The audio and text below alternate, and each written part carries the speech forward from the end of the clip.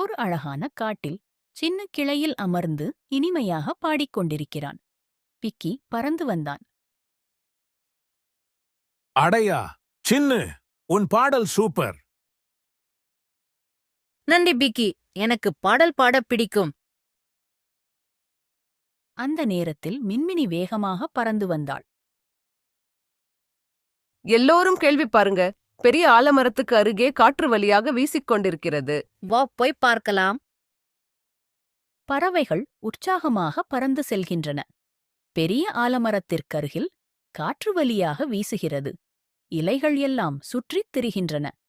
பறவைகள் மகிழ்ச்சியுடன் பறக்கின்றன.